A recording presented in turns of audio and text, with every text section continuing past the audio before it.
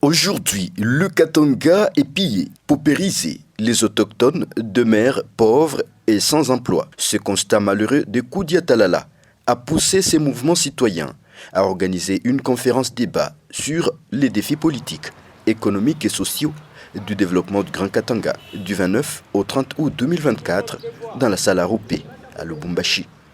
Les participants, composés des acteurs politiques, des membres de la société civile, des scientifiques, des jeunes et femmes, ont réfléchi sur les activités à mener pour voir le Katanga de Moïse Tchombe, de Ngouze, de Kibasa, de Mwandonsimba, de Kyungwa Kumanza, de Kienge, de Kabila et d'autres notables katangais se développer.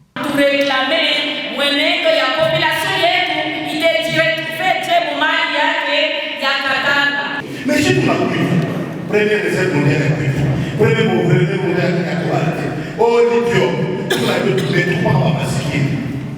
Moi, frère ici, comment on fait sur le chef coutumier directement le chef coutumier en appui actionnaire, comme la fondation d'entreprise au boulot, ah, on va pas la dépense. En appui actionnaire et entreprise, comment on va 5%, il y a des firmes qui produisent 50 millions de dollars, et les chiffres à avoir 25 milliards de dollars, il y a des bénéficiaires à travers le pays.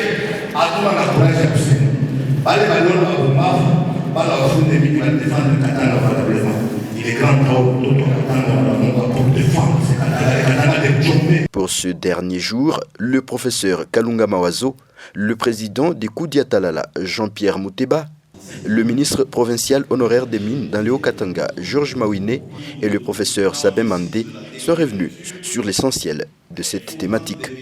Il n'est pas un secret que la province du Haut-Katanga a à peu près une soixantaine de titres miniers actifs et 47 sociétés minières actives.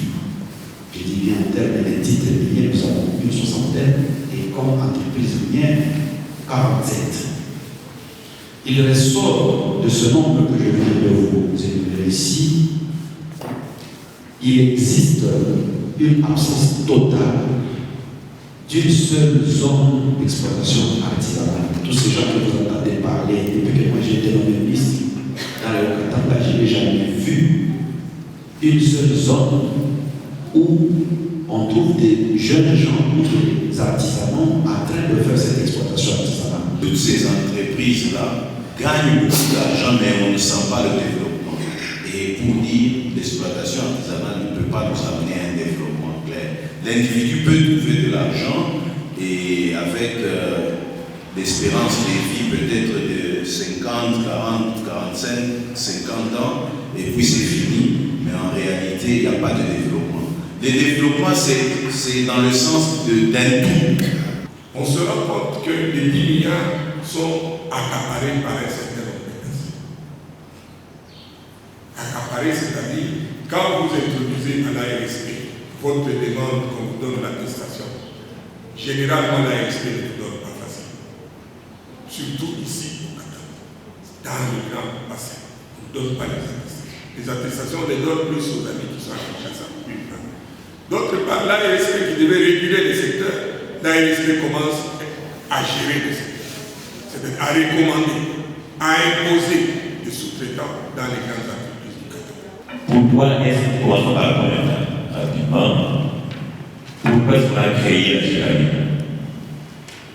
Je vais le dire, la Chiramine a été créée en 1906 par deux entreprises. C'est l'Association internationale pour le Congo et le comité spécial de Katanga. Comprenez déjà l'Association internationale pour le Congo. Les participants sont unanimes. Ce qui revient de droit au Katanga doit lui revenir selon les données actualités. Grâce aux mines, le Katanga produit près de 63 milliards de dollars américains chaque année et 10 milliards proviennent simplement de la sous-traitance.